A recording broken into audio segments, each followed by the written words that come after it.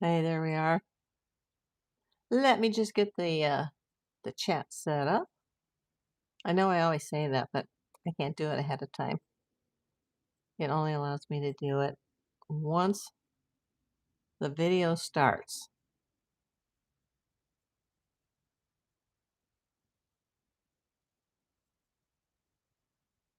Hey, Jane Rice. Let me just set up the chat here. I always like to see it on the computer too, in case I'm missing messages on mobile. Because with all the YouTube issues lately, sometimes there's a few messages that don't show up on my screen. Make sure you guys, if you're watching the actual chat, which obviously you are, if you're typing into it, that you hit live chat rather than top chat. Hey, Kathy. Hey, Jewel. Nanette. Thank you. Hugs back to you, my friend. Okay, it keeps disappearing here on my end. Oh, boy. It always takes a few minutes to get people rolling in here anyway. Wow, 3 thumbs up. I just started. This is going to be a funny one at the beginning because I have to clear a few things up from yesterday, and I am going to keep this short. I kind of need a break. But gosh, I had like 9,000 people come in yesterday in a few hours. That was crazy. Uh, and I did charge the new mics, but I didn't have a chance to test them last night. Thus, you don't see them. You don't see me wearing them yet because I needed to test some things. Hey, I already got a flow state. Just started. Thanks, Patricia. Thank you so much. It is a holiday today, so we may not have a lot of people come in. That's okay. You guys can watch later. Uh, I guess I should have worded my video yesterday more careful as far as the confusion. Because, after 42 years in the or not law enforcement, but the justice system as a PI, I do know how court proceedings work. I didn't mean to imply that I didn't. Like, I didn't want to come across like I'm an idiot. But I was confused because the media was reporting a sentencing before that has it ever even happened yet. Sentencing wouldn't be until September. So let me just get into this. I'm April Davis, PI. I'm a licensed California private investigator. I've been reporting on the Nancy Guthrie case since February 2nd. Today is July 3rd, 2026. It's day number 153. And yes, the big news yesterday was that Derek Kella had his hearing. It wasn't a trial. It wasn't a sentencing. It was a hearing because he wanted to change his plea.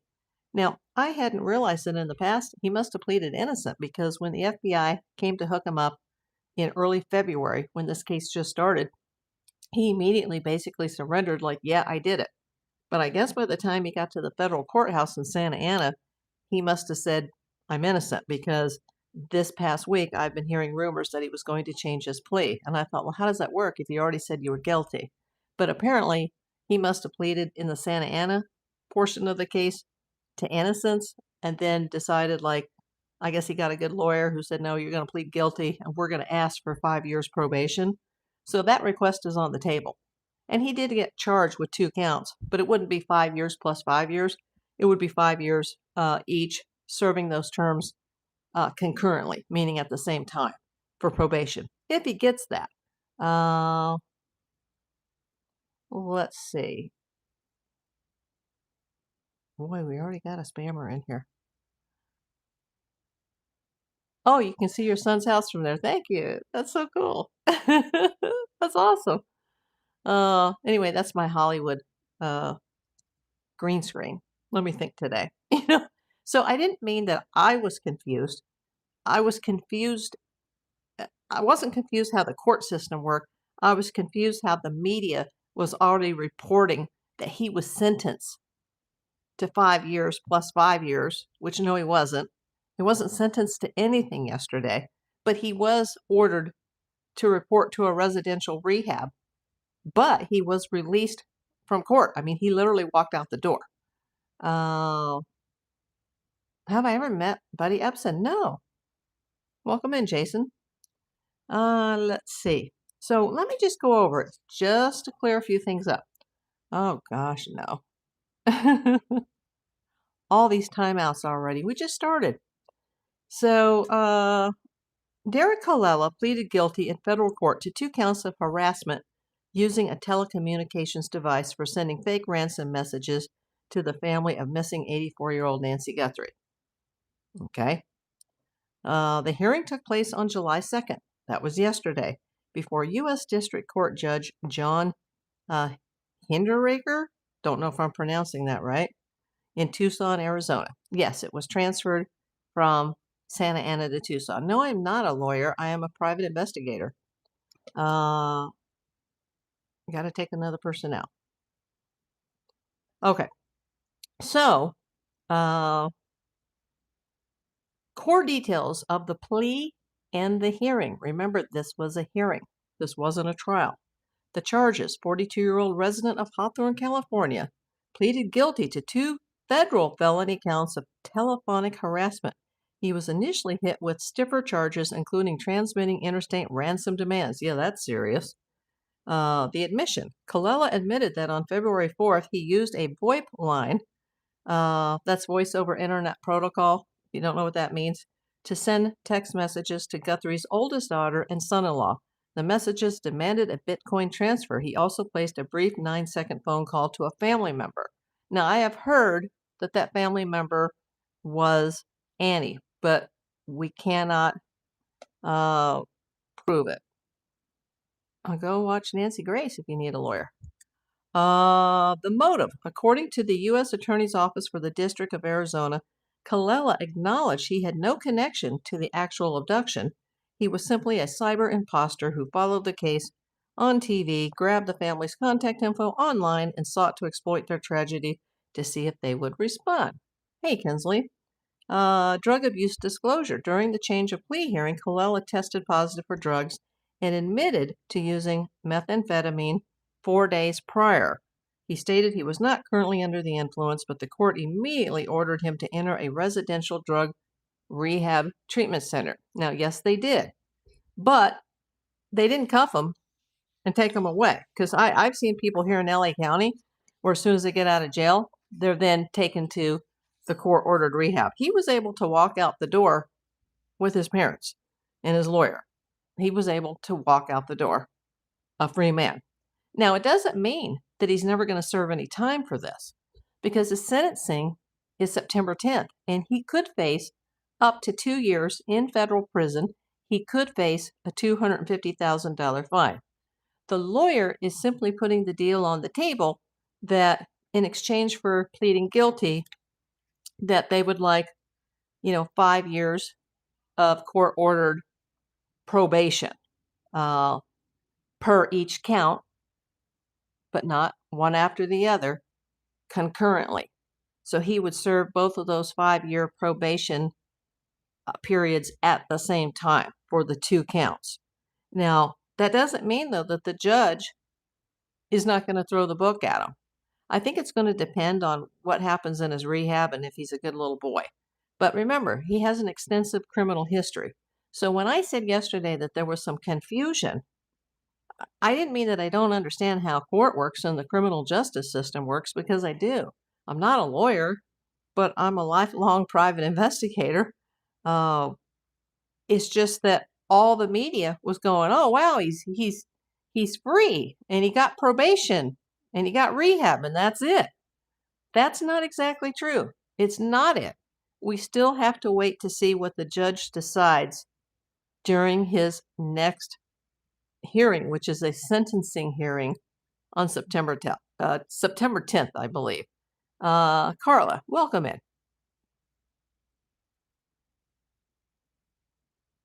Okay, so that's that. However, we did talk about yesterday how things are still a little bit off. They're a little bit suspicious. And it is possible that he did get the numbers from the internet.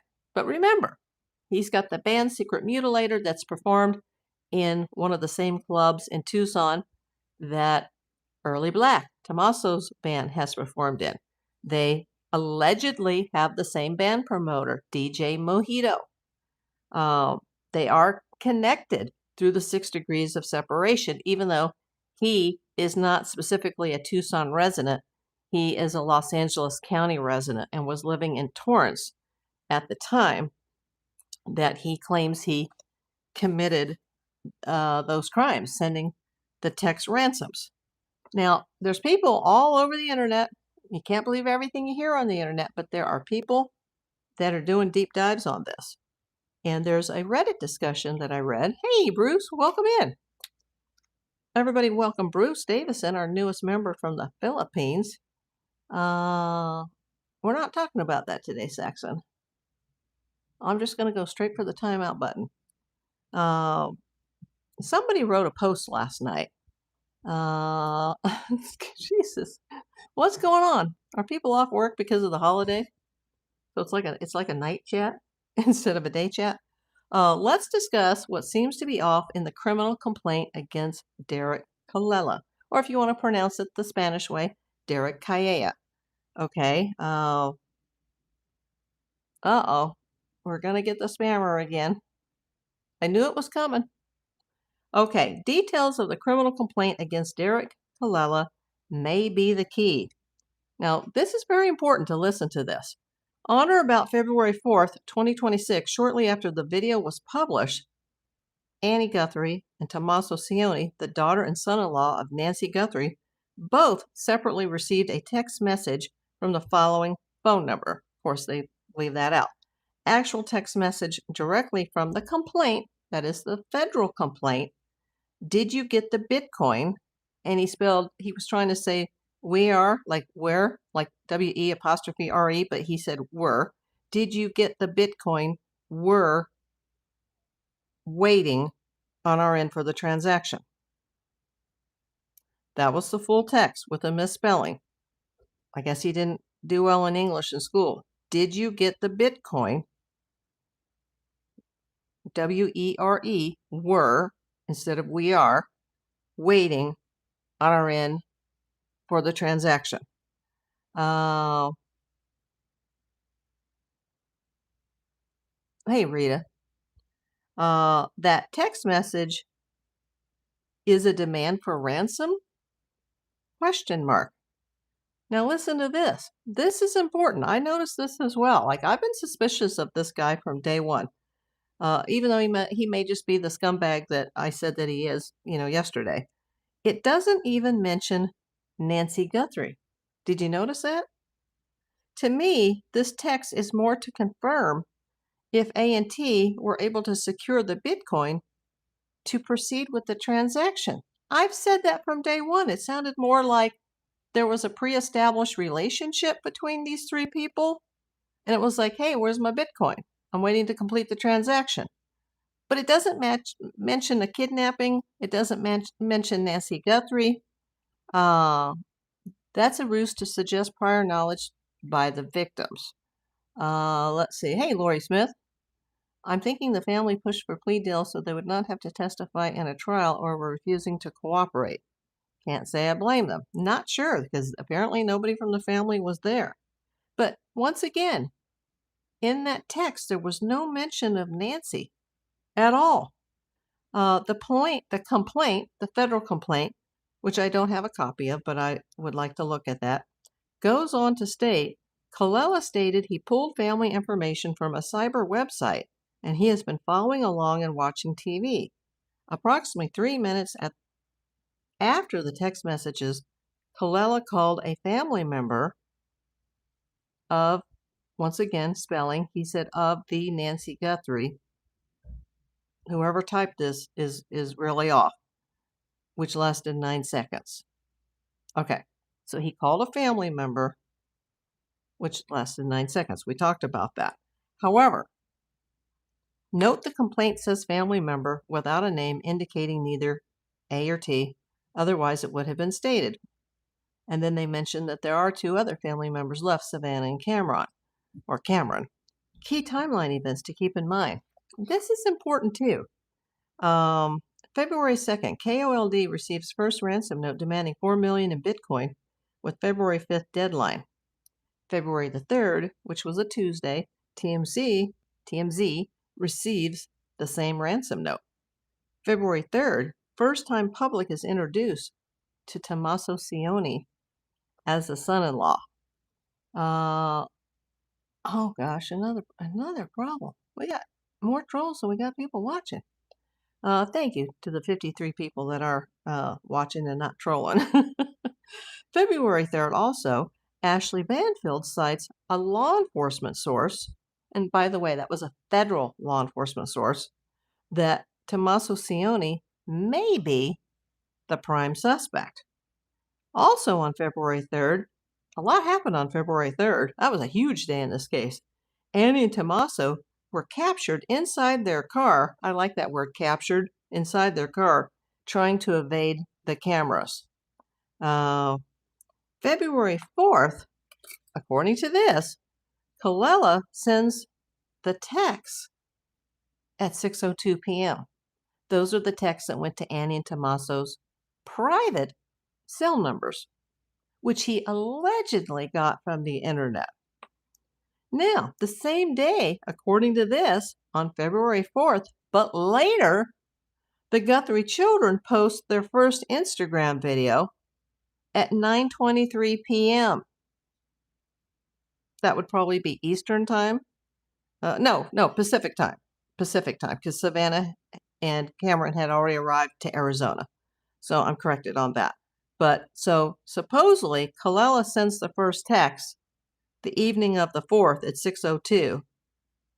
And then about, 3 hours and 20 minutes later, the first Instagram post with Savannah making the plea comes out. February 5th, a criminal complaint is issued. Just give me a moment before I respond to all the texts, but I will to the chat. Why would Kella text someone for ransom who was announced to be a prime suspect the day before? Kella sent those texts 3 hours before the first Instagram video from Savannah and siblings, so those texts are not the result of seeing them on Instagram. Another person says, interesting, did he specify a Bitcoin account with the text? No, he didn't. This person says, I wonder, how did he expect to get the money if he was just scamming them? Now think about that. Hey, what about my Bitcoin? I'd like to complete the transaction. Well, aren't you going to provide me with a Bitcoin address? If you're trying to extort somebody because you didn't get your portion of the Bitcoin in this transaction, sounds like a business deal. You didn't get your portion. You didn't get your Bitcoin. Why wouldn't he say, here's my Bitcoin address? Like the writer of the first ransom note that went to the news stations and went to TMZ. He didn't even provide a way to get him the money. Now, I could say maybe the guy's on drugs. Apparently he is. Now, hold on. Thank you, Trap. Don't let the troll stop your awesome coverage. Nanette, oh yes, maybe since Guthrie's name is unmentioned, they couldn't follow through with the original strong charges. Bruce, so this guy did something bad, but really hope he gets clean and sober. I've got 23 years clean and sober and understand how hard it is to live a good, honest life. Well, congratulations on your sobriety, Bruce. I agree with you. Lori, what did Lori say? I'm thinking family pushed for a plea deal so they would not have to testify in a trial or were refusing to cooperate. Because, they would be witnesses to this. At least Annie Tommaso would be. The plea changes avoids expensive trial when the defendant is already admitting guilt. That has nothing to do with this, though. That's not why he did it, to avoid an expensive trial. It's because he's trying to get a lighter sentence. You don't want to go to prison, right? It's a simple tactic from a fraudster. But the fraudster he sent text ransom demands, but he never gave them any place where they could deposit the money. How's he going to get paid if he doesn't say, this is where I want the money to go to. This is where I want you to send the Bitcoin.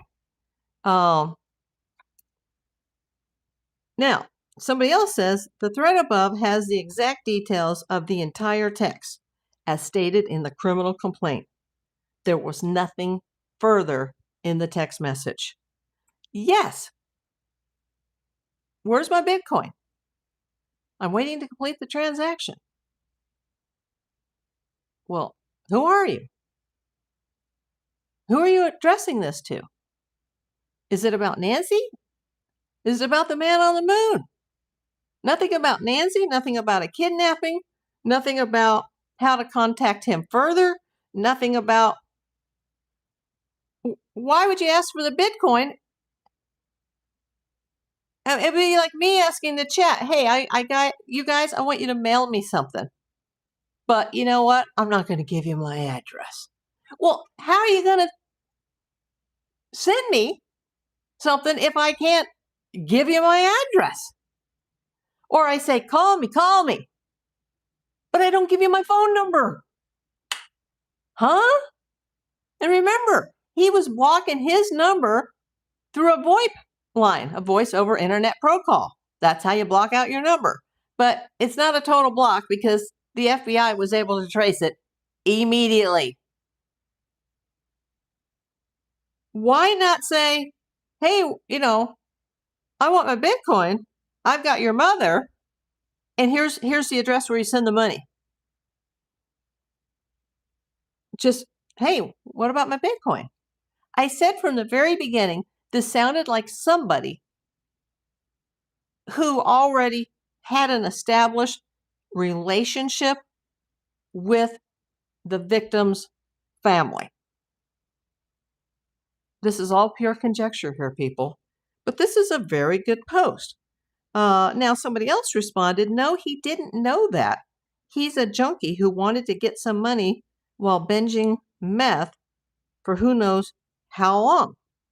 Maybe he was on drugs because, like, hey, send me some ransom money. But there was no address to send the money to. I just wonder how he expected them to give him the money. That's another reply. I just wonder how he expected them to give him. Exactly. He never mentions Nancy. He never mentions the Guthries. He never mentions a kidnapping. It's just like, hey, where's my Bitcoin? And he's supposed to say we are, or WE''RE, but he can't spell. We're waiting to complete the transaction. What transaction? Where are you going to send me the Bitcoin? Lori Smith. Thank you, my dear. Yeah, Nanette says, yeah, like they were doing some sort of business they shared. Exactly. Exactly. He was trying to trick people into believing there was some prior knowledge by the victims. Still, why are you going to send a text ransom, a demand for ransom via text for Bitcoin, but you don't provide a Bitcoin address? Here's where you can drop my money. Here's where you can send the Bitcoin. You'll hear from me later. The call was 9 seconds. The text went to both their personal, private cell numbers. How do you send the Bitcoin if you don't know where to send it? And he doesn't say, like the ransom note said, that were sent to TMZ and the news agencies, like, dear Savannah, we have your mother. We are demanding 4 million in Bitcoin by this day. If you do not comply by this day, you need to send 6 million in Bitcoin. Then you will no longer hear from us again. Your mother is well, but she is scared. That's a ransom demand. But typically, ransom demands are left at the scene of the crime. This guy, he's just like ringy dingy dingy, like, hey, how about my Bitcoin? Where's my Bitcoin? Well, who the fuck are you? Excuse my language. Excuse my language. I shouldn't have slipped. I slipped. I'm sorry. Who the F are you? What Bitcoin? Where do I send it? The family hadn't even made a plea yet. Like, how do you know all this? I mean, yeah, the day before, on the 2nd, or no, it was the 3rd. It wasn't until the 3rd that Harvey Levin at TMZ went public and said, we received a ransom note. The news agencies, they hadn't even confessed to the public yet that they had received ransom notes that same day or the night before. Nobody knew until Harvey Levin made the announcement on the 3rd. And now, hours later, he's got the personal phone numbers. Annie and Tommaso, they weren't even introduced into this story until the 3rd. And by the 4th, he's already got their phone numbers. And he's like, hey, where's my Bitcoin? I'd like to complete the transaction. Well, where are they supposed to send it? How many Bitcoins do you want? Are you the kidnapper? Are you someone who just knows the kidnapper and you know where she is? There was no questions asked. It was just like, where's my Bitcoin? No reference to Nancy. No reference to the Guthries. No reference to a kidnapping. No reference to Savannah's plea because she hadn't made the plea yet. And no, how much, where to send it. This is where you're going to send my money. Like I said, it would be me asking you guys to mail me something, but I don't give you my address. Or I need someone to call me during this video right now, but I'm not going to give you my phone number. Like, what kind of crazy is that? Now, yeah, maybe the guy's on drugs. Apparently, as of yesterday's hearing, he was. He failed the P test, apparently. This guy has a long criminal history. I don't care what kind of drugs he's on. He has a long criminal history. This guy is a known dirtbag. I don't think he was so drugged out of his mind that he didn't know what he was doing, even if he did have to go to the internet to look up their phone numbers. There's still something wrong with this. Something is not right. Like thinking they already had a Bitcoin address they had been using in past dealings. Exactly, Nanette. And you said it better than I did. And I do apologize, audience. VMS5, welcome in. She said it's all a huge cluster. Yes, it is. That's the more polite, professional way of putting it. He was trying to get the interaction, but they would have texted or called him back. It's bait. Bruce. Kinsley. It's okay. Thank you. You're so sweet. I know. I apologize, Saint Benedict.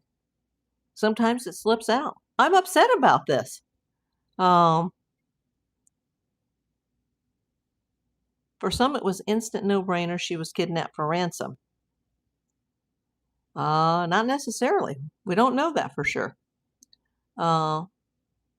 Did the guy plead say anything on why he did it? Well, that hasn't been made public, his actual court transcript, so I don't know what he said. I heard 857 yesterday that he had to take a drug test and was positive for meth. Oh, apparently he did. It's being reported, at least, that he told the judge that he had taken meth 4 days before. But it was also reported yesterday that he's already been sentenced to 5 years of probation times 2 counts. And that hasn't happened. His attorney has asked for that in exchange for a plea of guilty. You know, this is the deal on the table. But he hasn't been sentenced yet. So that's where the confusion was yesterday. Everybody just made the giant leap that, hey, it was the hearing, the trial, the sentencing, and all in one day. No, it wasn't. And I'm like, why? This is even mainstream media. It's like, he only got probation. He hasn't got anything yet, except he has to go to a residential rehab. But he was allowed to walk out the door. Wonder why he wasn't arrested immediately for violating bail stipulations. I don't know that he violated bail. I know that he was ordered to come to Tucson. Instead of holding the federal trial in Santa Ana, California, they moved it to Tucson. April, can anyone get transcripts? Just questions I don't know. Yeah, you can go. I don't know if they'll give you a transcript, but you can go to the federal website. It's called Pacer, and you can sign up for an account. That's PACER, and you can look up people's federal civil cases, criminal cases, and bankruptcy files. And you can order copies. And each search is it's only like a dime per search or something. But the system's kind of jacked up. So, you have to put it in 4 or 5 different times in different ways. It's our government. It's not a perfect system, but there is a way to look it up. I know, VMIS. That's why there was the confusion. Maybe I sounded like an idiot. I'm not an idiot. I know how it works, but that's why I was so confused. Like, huh? Like, why does this happen? Like, he just went to a hearing to change his plea. That's all this was yesterday. It was not a trial. It was not a sentencing. Now that he has pleaded guilty, they can pass through and not have a trial and just go straight to the sentencing. But that's months from now. So he didn't walk out free. Well, yeah, he did. Yesterday he was released, but he was ordered to check into a residential rehab. So he's probably got so many hours or days to do that. But it wasn't like a court-ordered one that, like, I know people that have served time in LA County Jail, and as soon as their release date comes, they can't just walk out the door because then they get carted off to the court-ordered rehab. And it's not a voluntary thing where you're in this facility until you've served this much time in jail and now you go into your rehab portion of it. You don't get rehab first, you get jail first. And then then they, cuff you and take you off to the rehab place. And, it's like going to a mental hospital because the doors are locked. It's not like a voluntary treatment center. But this guy was like, yeah, just check yourself into a residential facility. He could probably just walk right out the door. He was able to walk out the courtroom. He was able to walk right outside. Sentence is to be determined. Sentence can be aggravated or mitigated still. Yeah, VMIS says, I'm not an idiot either, and that's what we were led to believe. That's why I said something has to be wrong. VMIS says, his mother said to one of the streamers, everyone will get the help they need now. I saw that clip today. Yeah, I'm surprised that a 42-year-old man who has a long criminal history, who's a total dirtbag scumbag, would have his parents. I mean, what were they? I didn't see them. Were they in their 60s or 70s? It's not like he's an 18, 19-year-old kid and his parents are like, well, he's young and he's immature and he did something stupid and we're going to show support. This is a 42-year-old grown-ass man. Another word slip. This is a grown man. And his mom and daddy were there holding his hand. Like, oh, our poor little baby. No wonder this kid's in trouble. I know parents should always support their children and they're always your parents until the day they die. But, this is a 42-year-old man. But yet, oh, poor him, and we're gonna help him, and he's a scumbag. Look at his charges in California. The police and the FBI. Well, the FBI wasn't even involved until the 5th, but they're trying to find Nancy, and you've got one of the worst sheriff's departments in the country on the case, and now everybody's got to go time out because we got to go over to California. We got to hook this guy up first. Like, find Nancy. Oh. Yeah, as to why he is the way he is. Probably his parents, my parents were tough as nails on me. Very tough. And it was like being in the military, tough. My sister, my sibling, complete opposite. Complete opposite. Oh, give her whatever she wants so she'll stop crying. Ah! She was, there were some mental issues there. So it was placated. It was like, oh, poor baby. And whose life has been a train wreck? Hers, sadly. Except for my cancer, my life has been wonderful. But I've done it all on my own. Different strokes for different folks. Everybody makes their own choices. But, you got to be careful as a parent. And, I don't have any kids, but I've, helped raise my Thai children through the sponsorship. And you have to be careful how you treat kids because they're going to be adults someday. And, he may be a parent as well. He may have children. Look at his behavior. And there's his parents, spending money to travel from California to Tucson, assuming they live in California too.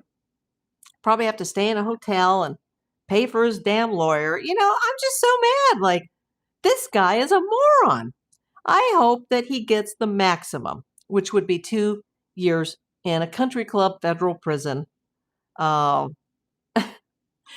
Nancy, for God's sakes. But don't you think it's strange that if you were going to be a criminal, oh gosh, I'm seeing something on the screen that I don't see here yet. Oh gosh. Hold on. I see something on my computer screen that I don't see on my phone screen. Oh, I don't see it on my phone screen. Well, let me fix the chat on the phone first of all, because I'm not getting all of the messages.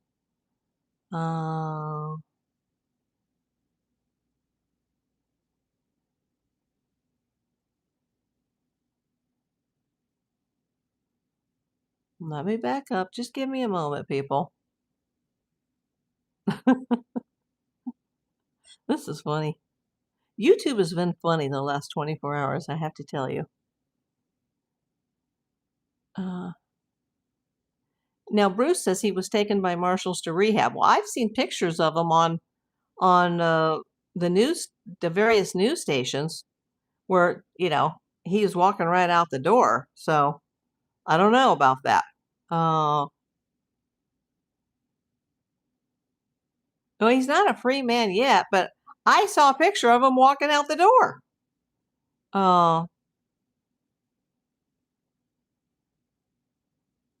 Yes, V-Miss, I'll say it again. She says, I'm not an idiot either, and that's what we were led to believe. Yes.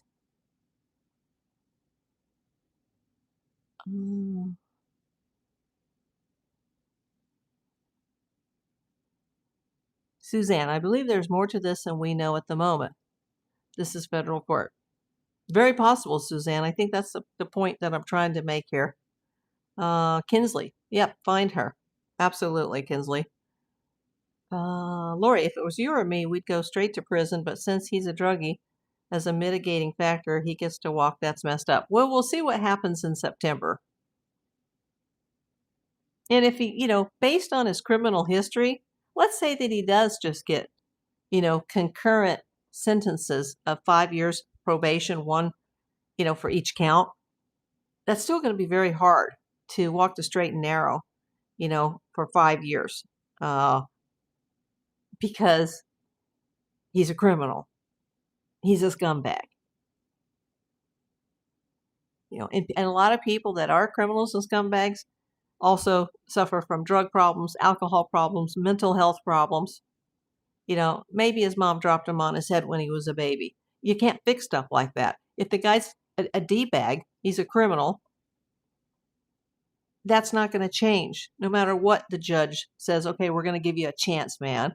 And all of a sudden he's just going to clean his life up. I doubt it. I don't know who did it, Gastron. I don't know. I have my ideas as to who Front Porch Guy is. Nobody does anything on their own.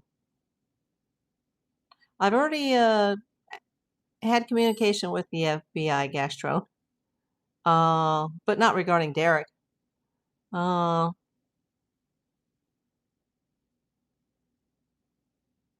Eye says something's rotten in Denmark. Okay, I gotta take another person out. What is going on today? Thank you to the 56 normal people that are in here. Hey, Brian. April, he will likely not complete intense probation phase. Part of the condition is zero use of internet. Yeah, it's gonna be hard. Yeah, he's a criminal.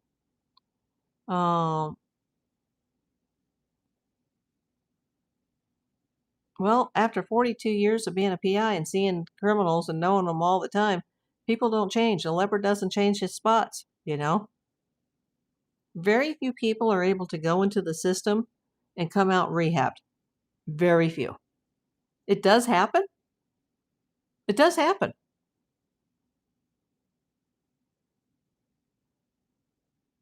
But it's very rare.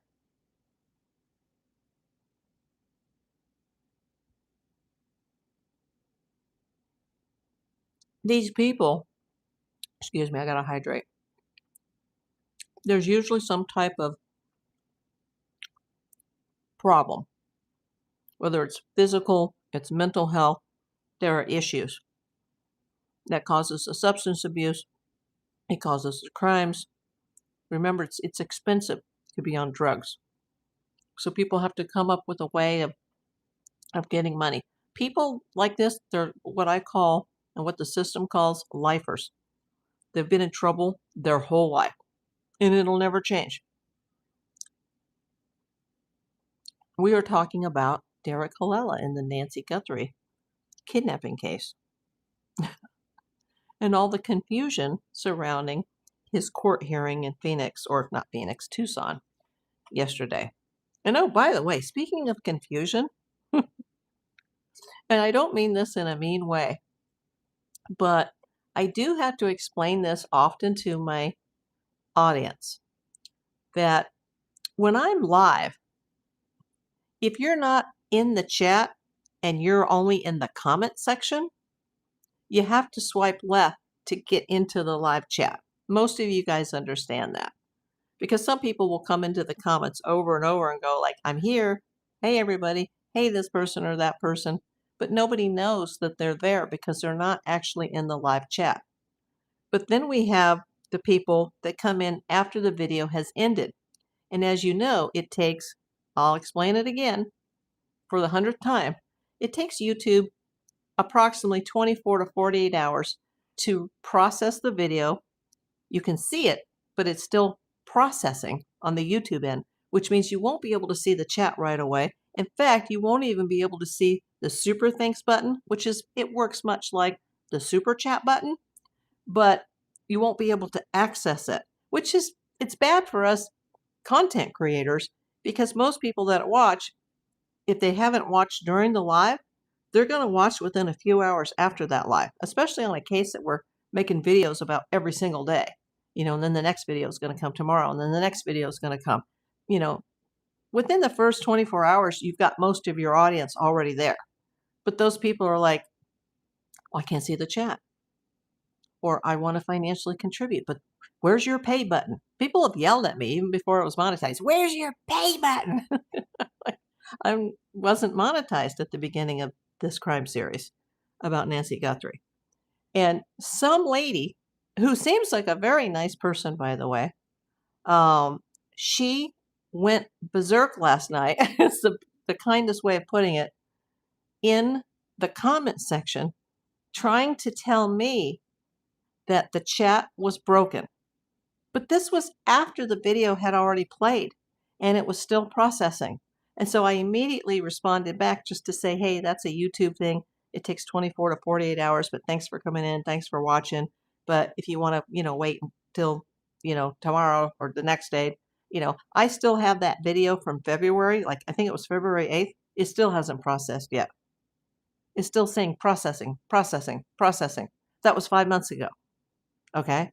The video that had 20,000 views a week ago Sunday, it took over 10 days for YouTube to actually put the video up. It was in the live section on desktop sometimes, but it wasn't in the live section on mobile.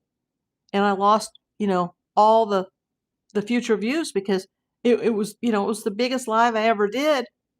And they lost the video for 10 days. Like, it's back up now, but they admitted after 3 reps that, yeah, YouTube's been having issues with the live videos lately. You think? So when I go off the air tonight and I turn this video off, it will take 24 to 48 hours, usually. Could be a little quicker, could be a little longer. If there's a glitch, it could be never for it to process. And this lady kept sending me the messages, and I was responding to every single one of her messages, explaining like, no, there's nothing wrong with the chat. The chat is fine. It's just that, we're not live anymore. And it hasn't had time to process. But apparently she wasn't seeing those messages. And she just kept getting angrier and angrier and angrier. And eventually she changed her text to all caps. And as far as I know, like when you're on like somebody's channel and you put all caps, that means you're yelling. And a lot of the mods will say, hey, no caps, because it's yelling in the chat. And she was yelling like, the chat is broken. April, the chat's not working. Like, oh my God. Like, did you read my last message to your message? Did you read the next one? Did you read the next one? Like, what can I do? And she still hasn't read those messages, but kindly, and I appreciate her, she joined the channel membership. Now, will she renew that? Because she's mad. She's as hot as a firecracker on 4th of July. She is mad because where is the chat? Everybody just chill. That's the way YouTube works. I don't like it either, because until the chat reprocesses, like I said, there's no access to what some people call the pay button. For every 100 super chats I get, I've only ever received like 1 super thanks after the fact. Like, people want to see it when it's live, but not everybody can come in at the same time. Everybody's in different time zones. Some people are in different countries. People have jobs, but once I hit that in button, it's up to YouTube as to how long it'll take to replay the chat. You can always go watch the video right away, which is cool. And you can place things in the comments, which is great because that helps boost the video. Just like when you guys hype the videos, that's when you guys are chatting here and you guys are sending the red hearts and you guys are hitting that thumbs up button. You guys are subscribing, it helps. But by the end of the evening, I had to laugh. The chat is not moving. The chat is broken. April, capitals, fix the chat, please. Oh my God. It just kept going and going and going. But yet I still got a new membership out of it. I don't know. I'm sure she's just confused. What can I say? Thank you for coming, Jane. Nanette says habitual criminal. Yep. In my industry, we call them a lifer. And they'll be in and out of the system their entire life. Where is that from? Ingrid? Oh my God, everybody welcome Ingrid to the channel. I have never seen you before, Ingrid. And it says NOK. What denomination is that? What country are you from, Ingrid?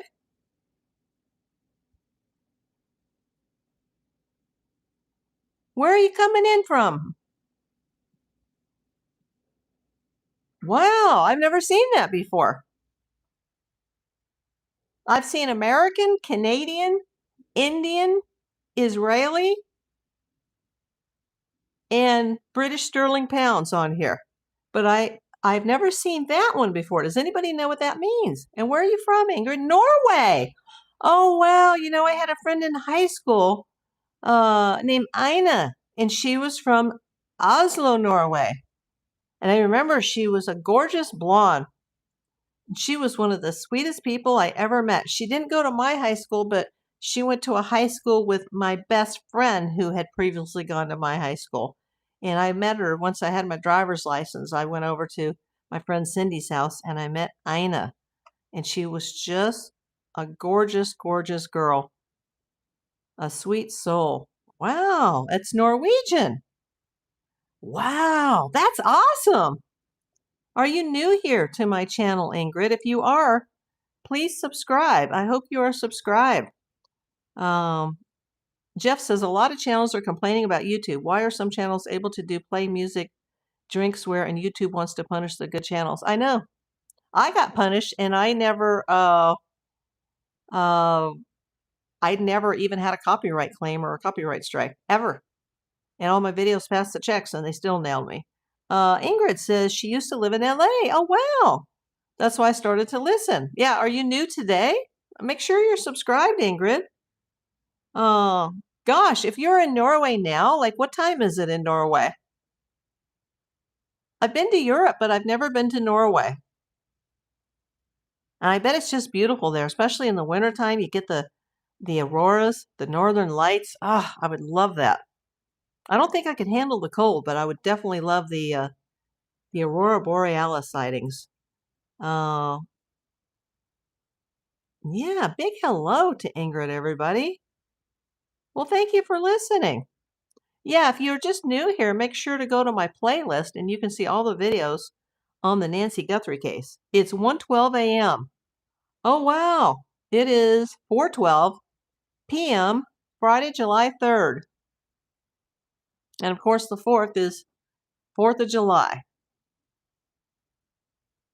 And it's our country's 250th birthday tomorrow. But a lot of people are not in the celebratory mood because of the state of the world right now. Yeah, welcome in. Wow, that's awesome. You know, we've had many people from Europe and, gosh, Israel and the Middle East, Russia, Australia, New Zealand, South America, Mexico, Canada, obviously the United States, the UK, including England, Wales, Scotland. We've had Ireland. I think I had Germany, Italy. I've even had Iceland recently came in. Somebody from Iceland. We've got Bruce here today. I don't know if he's still in the chat. He's coming in from the Philippines. It's amazing. Wow. That's so cool. That just, you know, I traveled a lot when I was a kid, so that's very exciting to me to see somebody come in from another country that, to my knowledge, hasn't been in the chat before. And Kinsley, you're in Canada. Bruce was here today from the Philippines. Of course, our old friend Sarop came in yesterday, and here comes the Canadian super chat when I just mentioned Canada. My friend Mostly Dolls Helicopters 47. Everybody give Mostly Dolls Helicopters a thumbs up. Thank you so much. Wow, we got a couple Canadians in here and a Norwegian and someone living in the Philippines. Wow. Saraf! Oh my God! Were you listening to the countries I was just rattling off? Saraf. Everybody, Saraf? No. And I still don't know if I'm pronouncing your name right, sir. He is the channel's biggest supporter. Whoa, you live in front of the Hollywood sign. No, I live actually behind the Hollywood sign. This is a green screen. Gicky Gacker, I haven't seen you before. I actually live just a few miles behind the sign. And probably closer by the crow's flight. And it takes a few minutes to get up there because you got to go up through the Hollywood Hills and around Lake Hollywood. And there's long, windy, twisty roads. And there's a big park that's right underneath there. It's an open dog park, like where they can take them off their leashes. It's really nice. But you got to watch your step underneath the Hollywood sign, anywhere in the Hollywood Hills. Well, anywhere in Los Angeles this time of year, but especially in the Hollywood Hills, you got to watch your step because it's rattlesnakes galore up there. And this is the season. Everybody have a great and safe holiday weekend. Thank you, Paul.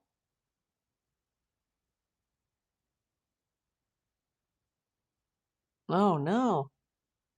It's Wavy Gravy 386. Wavy Gravy. I have to take you out. I'm going to have to remember to block Wavy Gravy 386. Oh, boy. Can I do that on the screen now? Let me see. Because I'm just tired of, I'm tired of this troll. Oh.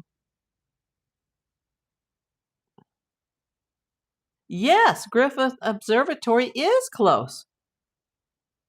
In fact, if you're looking at the green screen and you see the Hollywood sign, it's just to the right of that, which would be towards the east. In fact, from the property at the Griffith Observatory, you can see, if you really twist your neck this way, you can see the Hollywood sign. And that, where the antenna is up at the top, that's Mount Lee in the Hollywood Hills. In the San Fernando Valley, where I live, so yeah, I'm a valley girl, I know, is just behind that sign.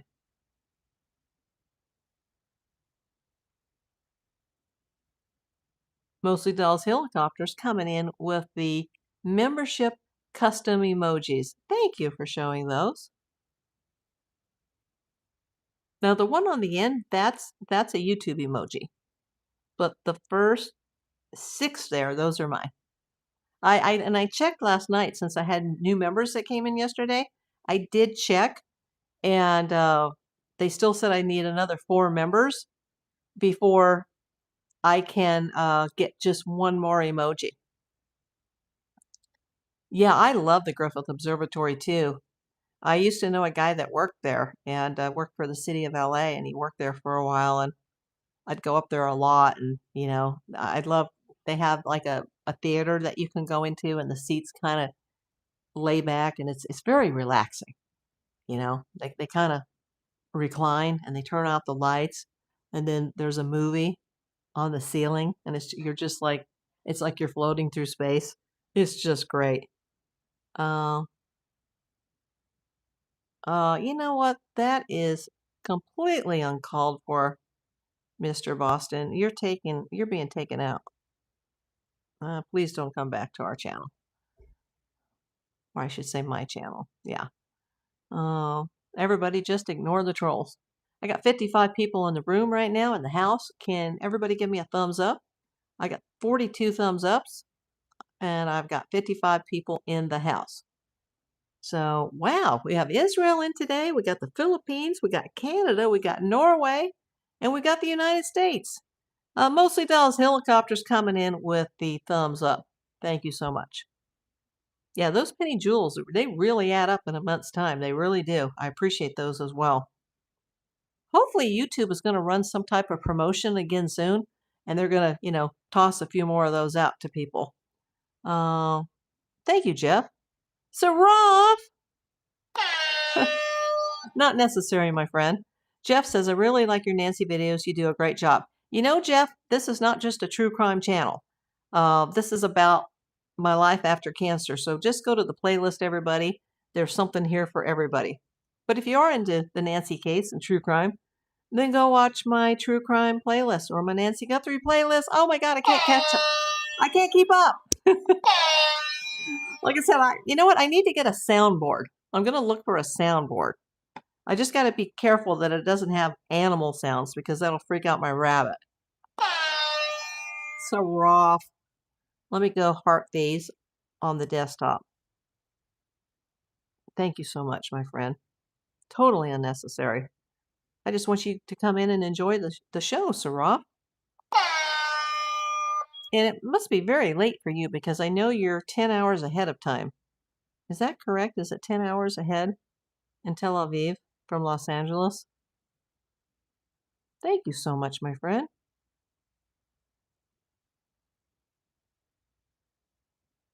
That's amazing. Wow, so many new friends coming in lately, too. So many new members, too. In fact, who became a member yesterday? I wanted to thank her. Margaret Lund 1857. If you're watching, thank you. And she also she put the custom emojis in the comment section last night. So I guess even when you're not watching live and you're just commenting in the comment section, if you're a member, you can put the custom emojis in as well. So raw! 10 out of 10. Have a great weekend. Enjoy the 4th of July if you celebrate it. Goal reached. Thank you. Thank you so much. Wow, that's amazing. Thank you so much. Everybody, thank you. Suzanne sent the flower. Oh,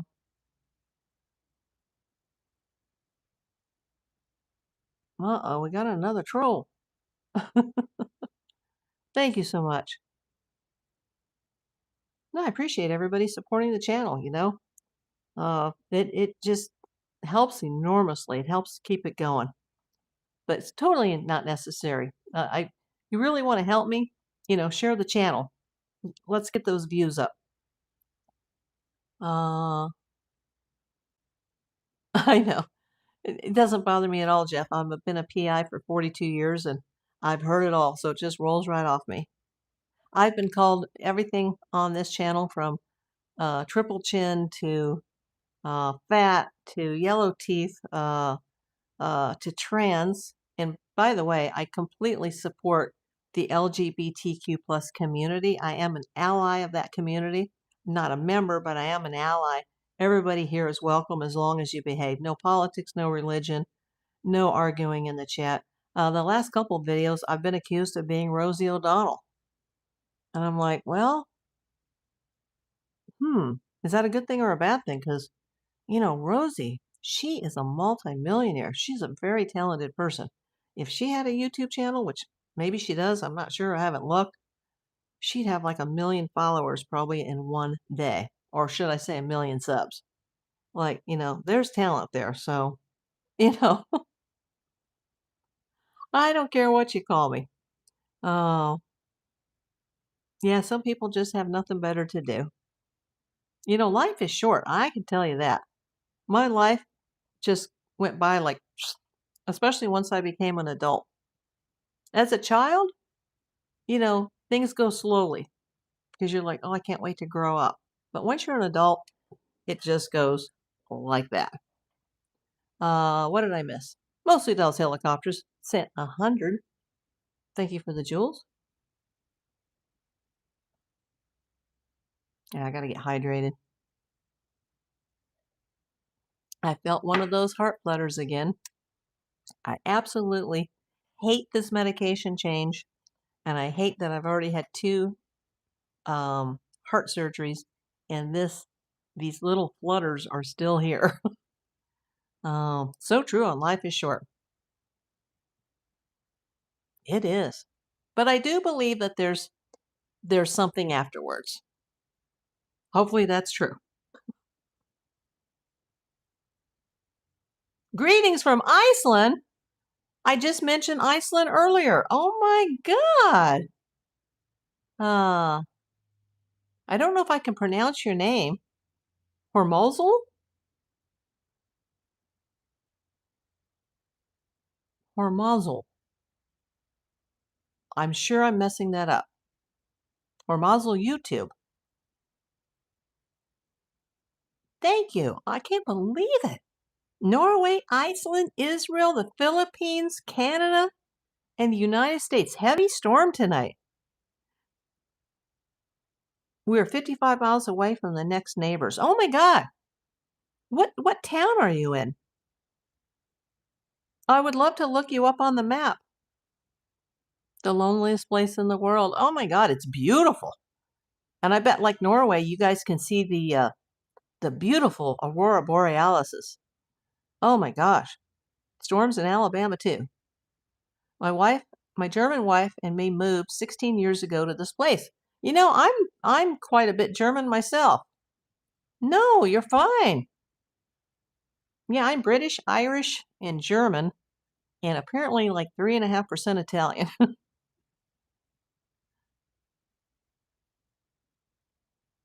It's funny though, when I first did my DNA check, they said I was 1% Jewish and that I was a little bit Cuban. And I was like, what?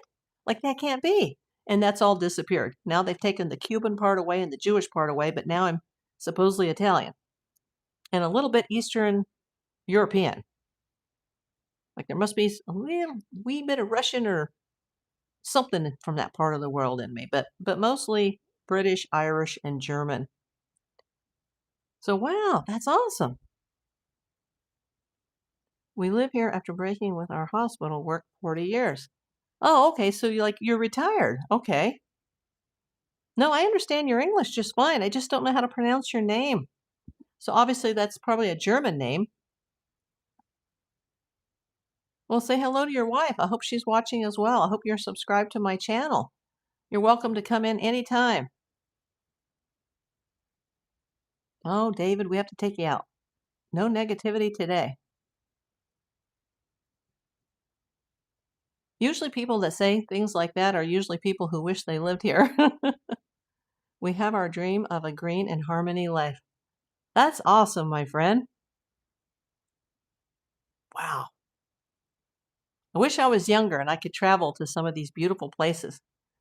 Like we have some Aussies that come in here and some New Zealanders, the Kiwis, and uh, Iceland, Norway. It'd be nice to go to Israel. I've never been to the Middle East. Like, that would be awesome. People say that Tel Aviv looks a lot like California, so I'd love to see that. Oh, oh yes, my wife have this YouTube channel and make audio plays from old German voices. Oh wow. It's very popular in Germany, Austria, and Switzerland. I have been to Switzerland. Yeah, I'm a little bit. I think I'm a wee bit Swedish, just a little bit, but mostly German, Irish, and British. Take care and have a great time. Thank you for coming. I hope you come back. I hope you guys are subscribed. Kayleen says, I am Irish, German, and English as well, but have not technically been British since the 1600s when my family came to America. So there goes that. The reason you can't pronounce is they are in German. Oh, okay. Okay, so that's written in German? Okay. Says Kayleen Krolikowski. I haven't seen you before, Kayleen. Are you new? I hope you're subscribed. Yeah, and everybody, if you want to catch up on this Nancy Guthrie case, if you're international, you're abroad, just go to my playlist, go to True Crime, or go to the Nancy Guthrie playlist, and you can catch up.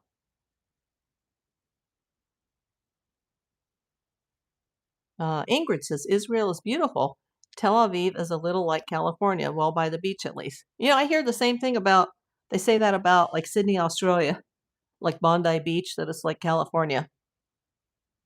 I watch a YouTuber from Bondi Beach, and because he's a treasure hunter, and before I was, struck down by cancer, and now I got a cane and heart issues from side effects. Like, I used to be a treasure hunter too, and that's what I wanted to do in my retirement.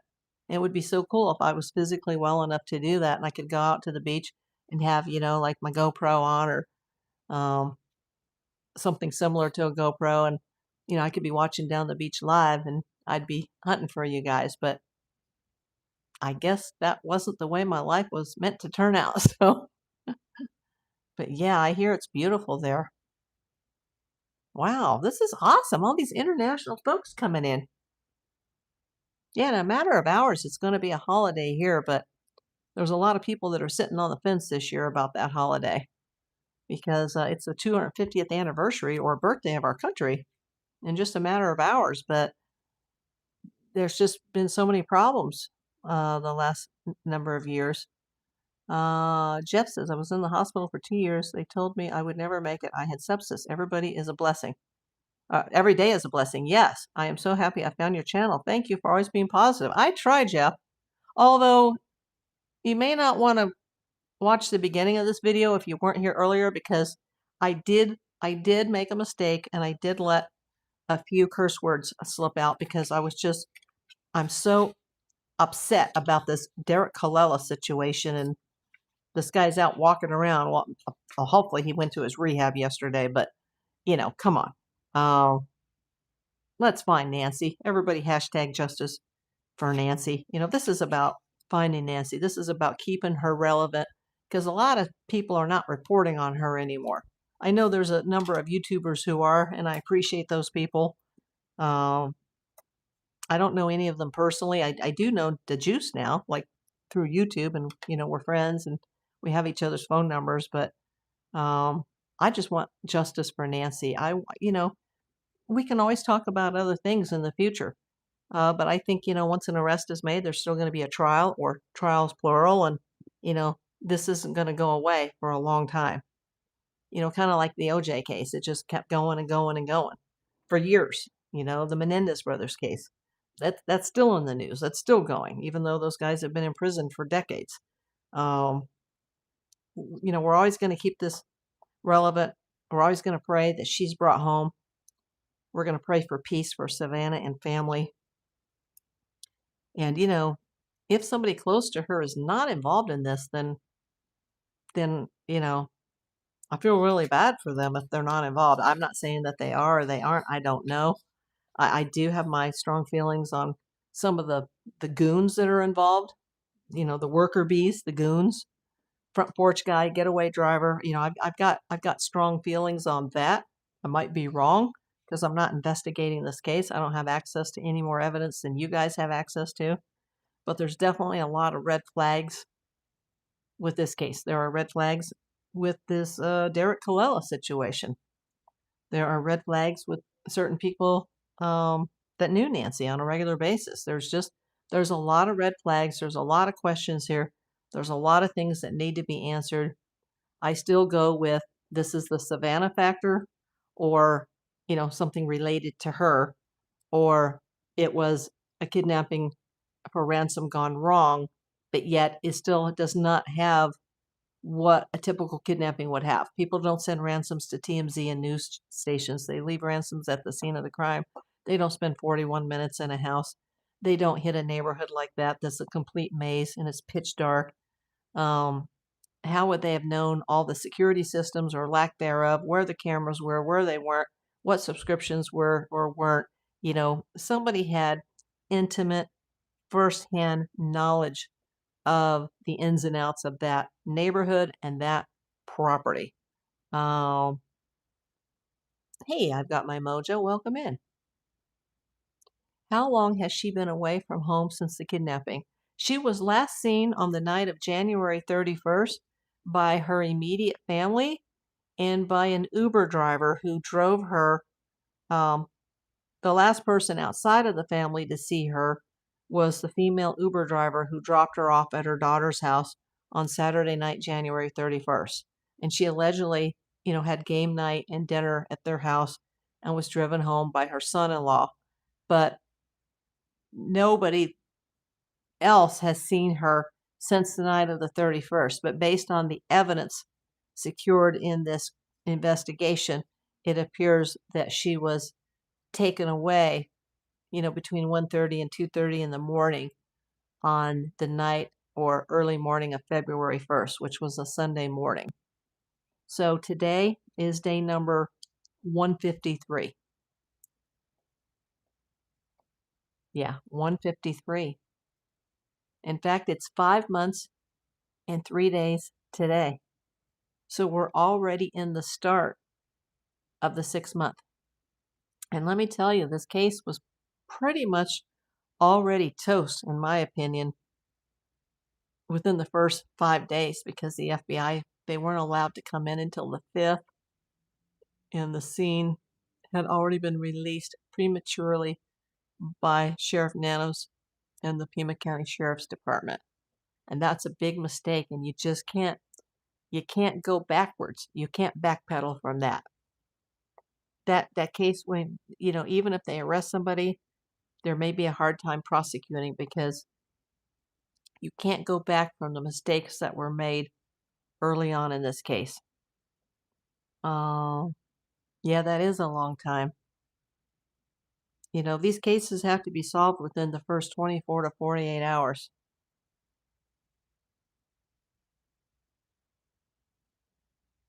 And the FBI, not everybody's on the same page right now as to which ransom notes could be real which ransom notes are presumably faked.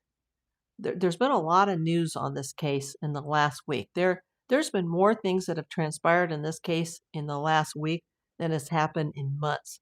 So if you haven't seen those videos, when you have free time, go catch up.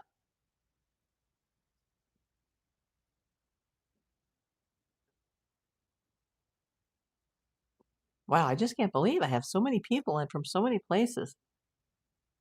Wow, Iceland. That's just amazing. In Norway. Oh my gosh. And the Philippines and Israel and Canada and the US. Like, hello again. Oh, now we have to sleep. It is 2 in the morning. We have you subscribed and have done a like. Thank you. Thank you. Thank you to the person, uh, the husband and the wife from Iceland. Thor and Gretel. Oh, that's your name. Okay. Thor and Gretel. Well, good night, Thor and Gretel. Elaine, she's coming in from Missouri.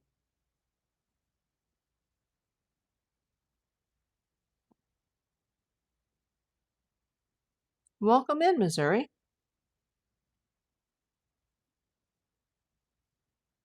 Thor and Gretel. Oh, I love that. Sounds very German. Arnell, San Francisco. Good night to you, my friends. Thor and Gretel. Wow, that's so awesome. Iceland. Oh, wow. I'd love to look you guys up on the map. That's amazing. Sometimes I actually watch YouTube from Iceland and I see like the auroras and it's gorgeous.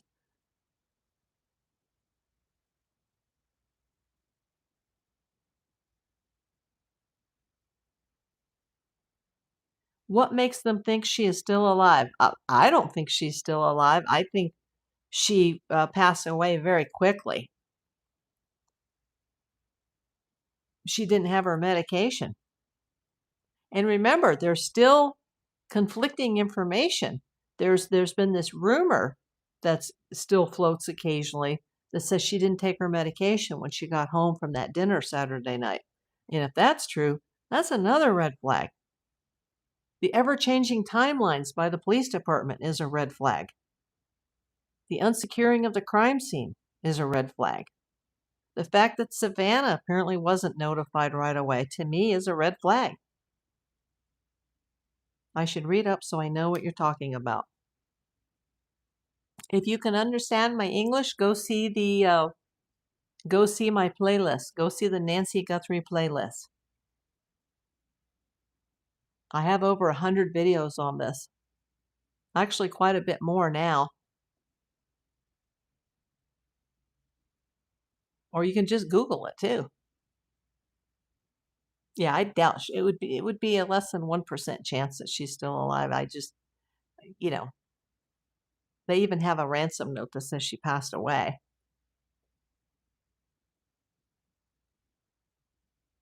But it seems like there's a lot of dissension now amongst the FBI agents involved.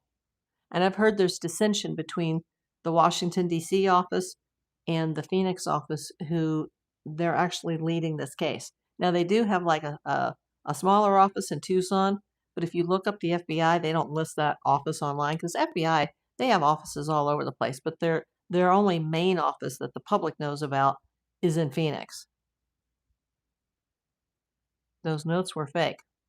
We don't know which ones were fake or are not fake. California shake and bake. No shaking here today. Not yet. Knock on wood. And we're not baking either. We're like, I think we're in the high 70s.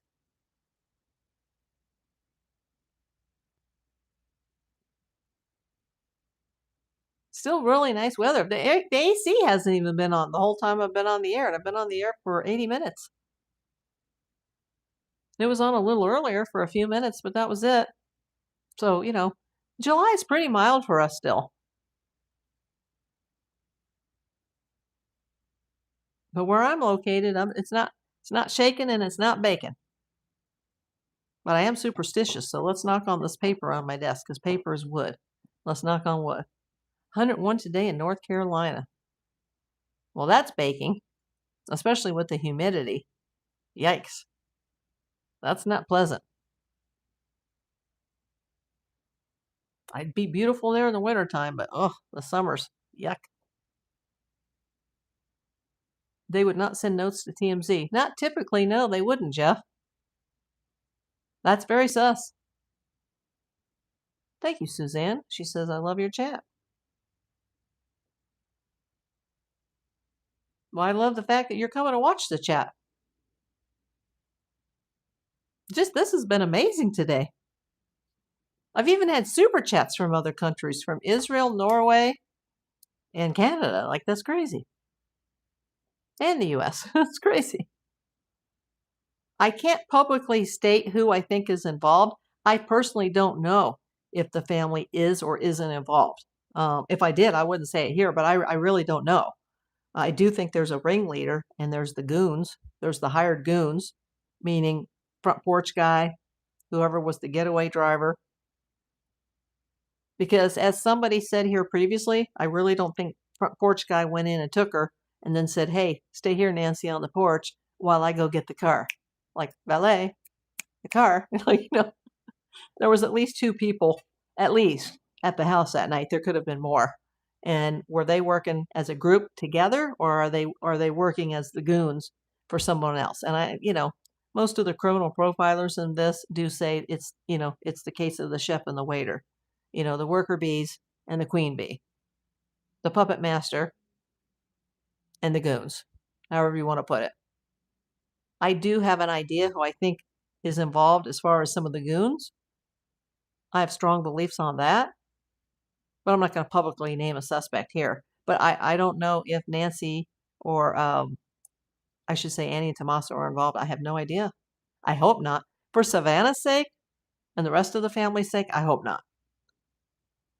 We're not talking about that today, Arrow or Aaron.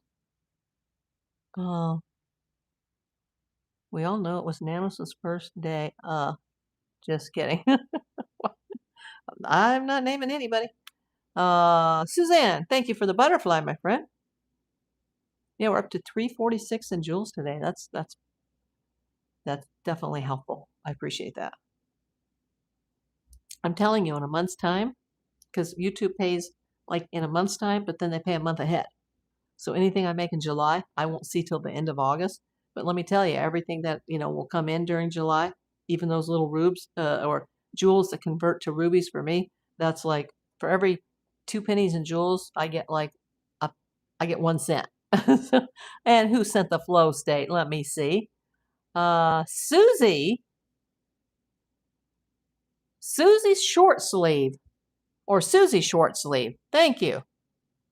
That's a good one. Oh, I haven't seen Nancy today. Selena says on Nancy Grace today, they said it was a hoax. Oh, the ransoms? Well, that's what they were announcing earlier, but then now the FBI, they actually posted a statement online, if you guys haven't seen that. They didn't do a video or a news conference or a presser, but they did make a statement earlier this week because of all that confusion regarding the validity or non-validity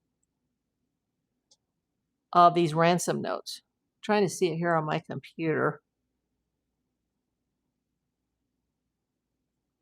It's hard to see because I've got the phone in front of me.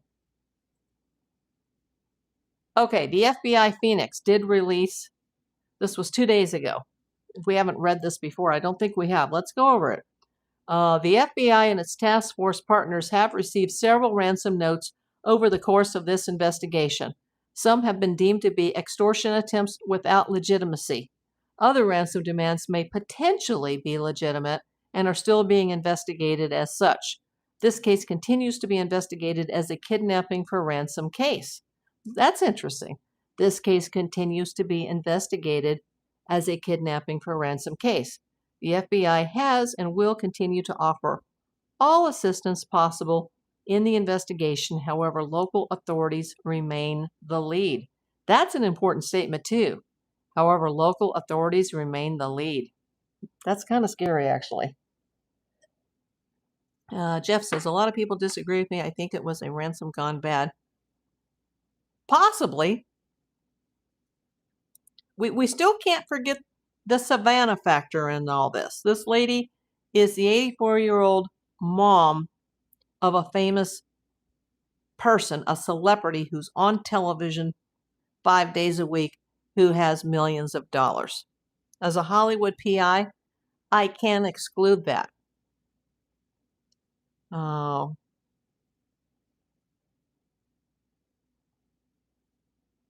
So, yeah, they did announce earlier in the week that it was a hoax, but then Reuters announced it. And then the FBI went, time out. We didn't say that. But there could have been someone within the FBI who leaked to Reuters that, oh, we don't think these notes are real. And then the FBI went, no, we got to straighten all this confusion out. So we're back to square one. Revenge or money. Savannah factor or people close to her. Or obviously a combination of the two. Somebody that knew Nancy, who obviously knows who she is and that she's related to Savannah, and there'd be some money there.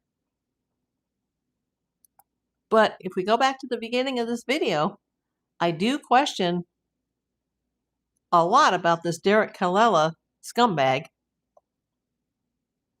just because when he made those fake ransom demands, that they've been deemed to be fake, like, hey, how about my Bitcoin? I'm waiting to complete the transaction. Like, he never said, like, where to send the money, or that this was even about Nancy. Like, what is this? And remember, Annie and Tommaso, they didn't even come into the picture until like the 3rd. And by the next day, they're already getting the ransom demands. But yet, he didn't give a Bitcoin address. That's, like I said, I'm going to ask you guys to send me a letter, but I'm going to say, oh, but I won't tell you my address. Or, hey, ringy dingy, give me a phone call, but I'm not going to give you my phone number. You know, how am I going to expect to receive the ransom if I'm him and I don't provide a Bitcoin address? Like I said, it almost sounded like a transaction between 3 people, 3 parties that already know each other. That's just a possibility. Or this could just be some delusional meth addict who has a long criminal history.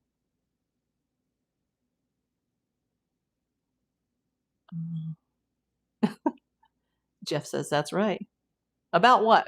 It's been a long video, 88 minutes. And speaking of that, you know, I do have to, I'm not going to make this as long as yesterday. I can't just go on and on and on until I'm blue in the face. Once again, the person that was confused yesterday saying that my chat is broken, please give it time. It takes YouTube 24 to 48 hours, sometimes 5 months, and it still hasn't processed for the chat to reprocess. But everybody that came in today, everybody that sent me a super chat, a jewel that just gave me a thumbs up, people that newly subscribed, thank you. I appreciate it. I appreciate you very much. Please don't get mad. I think it's best to live a low-key life. Okay. Not mad. Okay. Everybody, have a good evening. And for you that are in the United States, have a happy 4th of July. I don't think I'm going to be doing anything. I'll just be staying home, making sure my pets are safe and secure. So, thank you.